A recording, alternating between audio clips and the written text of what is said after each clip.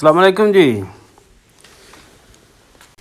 German ਦੇ ਵਿੱਚੋਂ ਆਇਆ ਹੋਇਆ ਗੋਰਾ ਫਰੈਂਕ, ਜਿਹਨੂੰ ਕਰਾਚੀ ਦੇ ਵਿੱਚ ਮੁਸ਼ਰਫ ਦੌਰ ਦੇ ਵਿੱਚ ਜਿਹਦੀ ਡਿਊਟੀ ਲੱਗੀ ਕਿ ਵਾਪਟਾ ਦੇ ਵਿੱਚ ਜਿਹੜੀ ਕਰਪਸ਼ਨ ਹੋ ਰਹੀ ਹੈ, ਵਾਪਟਾ ਬਿਜਲੀ ਚੋਰ ਜਿਹੜੇ ਨੇ ਉਹਦੀ ਤਹਿਕੀਕ ਵਾਸਤੇ ਉਹਦੀ ਡਿਊਟੀ ਲੱਗੀ ਹੈ ਕਿ ਬਈ ਤੂੰ ਸਾਰੇ ਕਰਾਚੀ ਦੇ ਵਿੱਚ ਸਰਵੇ ਕਰਕੇ ਤੇ ਚੈੱਕ ਕਰ ਵੀ ਕਿਸ ਇਲਾਕੇ ਦੇ ਵਿੱਚ ਕਿਤਨੀ ਬਿਜਲੀ ਚੋਰੀ ਹੋ ਰਹੀ ਹੈ ਔਰ ਕੌਣ ਕਰ ਰਿਹਾ।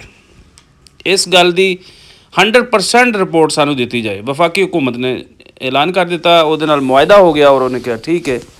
ਔਰ ਉਹ ਇਕੱਲਾ ਬੰਦਾ, ਤੁਸੀਂ ਅੰਦਾਜ਼ਾ ਲਾਓ, ਇੱਕ ਬੰਦਾ ਪੂਰੇ ਸ਼ਹਿਰ ਦਾ ਸਰਵੇ ਕਰਨ ਵਾਸਤੇ, ਬਾਕੀ ਟੀਮ ਤਾਂ ਫਿਰ ਚੋਰਾਂ ਦੀ ਨਾਲ ਸੀ ਨਾ, ਲੇਕਿਨ ਉਹ ਇਕੱਲਾ ਹੀ ਹੈ।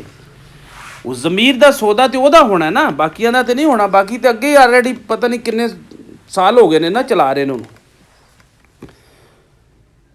6 ਮਹੀਨੇ ਤੋਂ ਬਾਅਦ ਫਰੈਂਕ ਸਾਹਿਬ ਨੇ ਜਨਾਬ ਮੇਰੀ ਇਹ ਰਿਪੋਰਟ ਦਿੱਤੀ ਕਿ ਸਰ ਇਹਦੇ ਵਿੱਚ 50% ਉਹ ਇਦਾਰੇ ਮੁਲਵਸ ਨੇ ਜਿਹੜੇ ਗੌਰਮੈਂਟ ਦੇ ਨੇ, ਉਹ ਬਿਜਲੀ ਦਾ ਬਿੱਲ ਨਹੀਂ ਦਿੰਦੇ। 40% ਉਹ ਲੋਕ ਨੇ ਕਿ ਜਿਹੜੇ ਤਾਜਰ ਨੇ, ਜਿਹੜੇ ਠੀਕ ਠਾਕ ਮਾਲਦਾਰ ਨੇ ਔਰ ਜਿਨ੍ਹਾਂ ਦੀਆਂ ਫੈਕਟਰੀਆਂ ਨੇ, ਉਹ ਬੰਦੇ ਜਿਹੜੇ ਨੇ ਉਹ ਤਲਕ ਦੀ ਬੇਸ 'ਤੇ ਉਹਨਾਂ ਦੇ ਸੋਰਸਸ ਨੇ ਇੰਨੇ ਨੇ ਕਿ ਉਹ ਬਿੱਲ ਨਹੀਂ ਦਿੰਦੇ।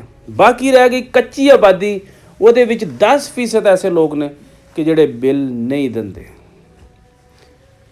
ਗੌਰਮੈਂਟ ਨੂੰ ਜਦ ਇਹ ਰਿਪੋਰਟ ਲੱਭੀ ਹੈ ਤੇ ਗੌਰਮੈਂਟ ਨੇ ਕਾਫੀ ਸੋਚੋ ਵਿਚਾਰ ਤੋਂ ਬਾਅਦ ਇਹ ਫੈਸਲਾ ਕੀਤਾ ਹੈ ਕਿ ਜਿਹੜੇ 10% ਕੱਚੀ ਆਬਾਦੀ ਵਾਲੇ ਨੇ ਲੋਕ ਨੇ, ਉਹਨਾਂ ਦਾ ਆਪਰੇਸ਼ਨ ਕੀਤਾ ਜਾਏ।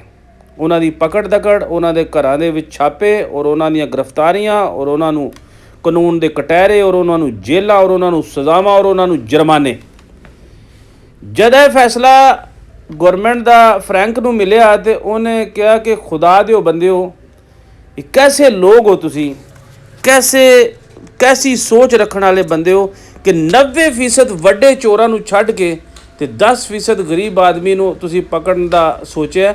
ਅਗਰ ਤੁਸੀਂ ਉਹ 90% ਬੰਦੇ ਆਪਣਾ ਬਿੱਲ ਦੇਣ ਤੇ 10 ਨੂੰ ਤੇ ਵੈਸੇ ਹੀ ਫ੍ਰੀ ਦੇ ਦਿਓ, ਉਹਨੂੰ ਪਕੜਨ ਦੀ ਤੇ ਜ਼ਰੂਰਤ ਹੀ ਨਹੀਂ, ਉਹ ਕੱਚੀ ਆਬਾਦੀ ਵਾਲਿਆਂ ਨੂੰ ਉਹਨਾਂ ਨੂੰ ਤੇ ਵੈਸੇ ਫ੍ਰੀ ਕਰ ਦਿਓ ਕਿ ਬਈ, ਲੇਕਿਨ ਇਹ 90 ਤੇ ਦੇਣ। ਇਹ ਪੋਜੀਸ਼ਨ ਜਿਸ ਵਕਤ ਉਹਨੇ ਦੇਖੀ ਔਰ ਉਹਨੇ ਵਿਚਾਰੇ ਨੇ ਇਸ ਮੁਲਕ ਨੂੰ ਖੈਰਾਬਾਦ ਕਹਿੰਦੇ ਹੋਇਆ ਕਰਾਚੀ ਦੇ ਵਿੱਚ ਕਹਿੰਦੇ ਨੇ ਕਿ ਹੋਟਲ ਦੇ ਵਿੱਚ ਬੈਠਿਆ ਉਹਨੇ ਖੁਦ ਫੈਸਲਾ ਕੀਤਾ ਕਿ ਬਈ ਮੈਂ ਵਾਪਸ ਜਰਮਨ ਚਲਾ ਜਾਣਾ।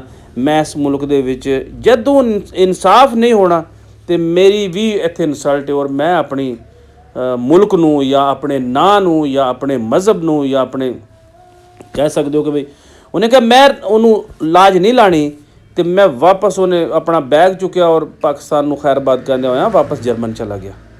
ਤੁਸੀਂ ਅੰਦਾਜ਼ਾ ਲਾਓ ਕਿ ਇੱਥੇ ਕਰਪਸ਼ਨ ਕਰਨ ਵਾਲੀ ਜਿਹੜੇ ਵੱਡੇ ਲੋਕ ਨੇ ਉਹਨਾਂ ਤੋਂ ਸ਼ੁਰੂ ਹੁੰਦਾ ਹੈ ਕਿ ਇੱਕ ਬੰਦਾ 12 ਲੱਖ ਦਾ ਠੇਕਾ ਗਲੀ ਦਾ ਸਾਹਮਣੇ ਦਾ ਦੇ ਕੇ ਗਿਆ ਤੇ ਗੌਰਮੈਂਟ ਕਹਿ ਰਹੀ ਹੈ 55 ਲੱਖ ਦਾ ਠੇਕਾ ਹੈ। ਹੁਣ 12 ਤੇ 55 'ਚ ਕਿਉਂ ਇੰਨਾ ਫਰਕ ਹੈ? ਜ਼ਮੀਨੋ ਅਸਮਾਨ ਦਾ ਫਰਕ ਹੈ ਕਿ ਬਈ 12 ਤੋਂ 13, 13 ਤੋਂ 14, 14 ਤੋਂ 15 ਤੇ ਸਮਝ ਆਉਂਦੀ ਹੈ, ਲੇਕਿਨ 12 ਤੋਂ 55 ਦੀ ਸਮਝ ਕਿਉਂ ਨਹੀਂ ਆਉਂਦੀ ਪਈ ਕਿ ਬਈ 12 ਤੋਂ 55 ਦਾ ਮਤਲਬ ਹੈ ਕਿ ਲੱਗਣੇ ਫਿਰ ਵੀ 12 ਹੀ ਨੇ। ਉਹ 12 ਵਾਲੇ ਨੂੰ ਵੀ ਤੇ ਆਖਰ ਉਹਨੇ 10 ਲਾਣਾ ਨਾ, ਉਹਨੂੰ ਵੀ ਤੇ 2 ਲੱਖ ਬਚਣਾ ਸੀ। ਹੁਣ 55 ਕੀ ਹੈ? ਇਹ ਉਤੋਂ ਵੰਡ ਦਾ ਲਗਾਮਣਾ। 40% ਕਿਸੇ ਦਾ ਗਿਆ ਹੀ, 20% ਕਿਸੇ ਦਾ ਗਿਆ ਹੀ, 5% ਕਿਸੇ ਦਾ ਗਿਆ, ਉਹ ਥੱਲੇ 10% ਆਉਣਾ। ਇਸ ਮੁਲਕ ਦੇ ਵਿੱਚ ਸਭ ਤੋਂ ਅੱਛਾ, ਤੁਸੀਂ ਗੌਰਮੈਂਟ ਦੀਆਂ ਪੂਰੀ ਇੰਟਰਨੈਸ਼ਨਲ ਪੂਰੇ ਵਰਲਡ ਦੇ ਉੱਤੇ ਤੁਸੀਂ ਜਿਹੜੀਆਂ ਗੌਰਮੈਂਟ ਦੇ ਇਦਾਰੇ ਹੋਵਣਗੇ, ਗੌਰਮੈਂਟ ਦੀਆਂ ਬਣਾਈਆਂ ਹੋਈਆਂ ਚੀਜ਼ਾਂ ਹੋਵਣਗੀਆਂ, ਗੌਰਮੈਂਟ ਦੇ ਜਿਹੜੇ ਰੋਡ ਹੋਵਣਗੇ, ਗੌਰਮੈਂਟ ਦੇ ਪੁਲ ਹੋਵਣਗੇ, ਗੌਰਮੈਂਟ ਦੀ ਕੋਈ ਵੀ ਚੀਜ਼ ਹੈ ਉਹ ਇਤਨੀ ਮਜ਼ਬੂਤ ਹੁੰਦੀ ਹੈ ਕਿ 100 ਸਾਲ 200 ਸਾਲ ਉਹਨਾਂ ਦੀ ਲਾਈਫ ਹੁੰਦੀ ਹੈ, ਕਿਉਂਕਿ ਇੰਨਾ ਸੀਮਟ, ਸਰੀਆ, ਬਜਰੀ, ਕੰਕਰੀਟ ਹਰ ਕਿਸਮ ਦੀ ਉਹਦੇ 'ਚ ਹੁੰਦੀ ਹੈ ਕਿ ਮਜ਼ਬੂਤ। ਕਿਉਂਕਿ ਉਹਦੇ ਉੱਤੇ ਤੇ ਪਬਲਿਕ ਪਲੇਸ ਹੁੰਦਾ ਹੈ, ਹਰ ਚੀਜ਼ ਨੂੰ ਉਹਦੇ 'ਤੇ ਰੂਟ ਕਰਨਾ ਹੁੰਦਾ, ਚੱਲਣਾ ਹੁੰਦਾ, ਤੇ ਉਹ ਇੰਨੀ ਮਜ਼ਬੂਤ ਹੁੰਦੀ ਹੈ। ਲੇਕਿਨ ਸਾਡੇ ਮੁਲਕ ਦੀ ਸਭ ਤੋਂ ਕਮਜ਼ੋਰ ਤਰੀਨ ਇੰਨੀ ਕਿ ਘਰਾਂ ਦੀ ਛੱਤ ਤੱਕ ਨਹੀਂ ਹੁੰਦੀ, ਜਿਹੜਾ ਚੰਦ ਬੰਦਿਆਂ ਨੇ ਰਹਿਣਾ ਹੁੰਦਾ, ਜਿਨ੍ਹਾਂ ਦੇ ਉੱਤੇ ਯਾਨੀ ਥੋੜ੍ਹੇ ਜਿਹੇ ਲੋਕ ਜ਼ਿੰਦਗੀ ਗੁਜ਼ਾਰਦੇ ਨੇ। ਆਪਣੇ ਘਰਾਂ ਦੇ ਵਿੱਚ ਵੀ ਇੰਨੀ ਜਿਹੜਾ ਨਾ ਉਹ ਲੈਂਟਰ ਜਿਹੜਾ ਉਹ ਐਡਾ ਕਮਜ਼ੋਰ ਨਹੀਂ ਹੁੰਦਾ ਜਿਹੜਾ ਕਿ ਰੋਡਾਂ ਦੇ ਉੱਤੇ ਪਾਇਆ ਜਾਂਦਾ। ਰੋਡਾਂ 'ਤੇ ਜਿੱਥੇ ਆਮ ਪਬਲਿਕ ਨੇ ਟਰਾਲੇ ਇਤਨੇ ਕਈ ਟਨ ਵਜ਼ਨ ਲੈ ਕੇ ਚੱਲਣਾ ਹੁੰਦਾ ਹੈ ਔਰ ਜਿਹੜੇ ਪੁਲ ਨੇ ਉਹਨਾਂ ਦੇ ਉੱਤੇ ਜਿਹੜਾ ਵਜ਼ਨ ਜਿਹੜਾ ਰੱਖਦੇ ਨੇ ਉਹ ਇਤਨਾ ਕਮਜ਼ੋਰ ਪਾਉਂਦੇ ਨੇ ਕਿ ਉਹ ਕਿ ਪਤਾ 2-3 ਸਾਲ ਤੋਂ ਬਾਅਦ ਤਰੇੜਾ ਮਾਰਨੀ ਸ਼ੁਰੂ ਕਰ। ਖੁਦਾਰਾ ਅੱਲਾਹ ਦੇ ਕੋਲੋਂ ਦੁਆ ਮੰਗੋ, ਅੱਲਾਹ ਤੁਹਾਡੀ ਖੈਰ ਕਰੇ। ਮਾਸਲਾਮ।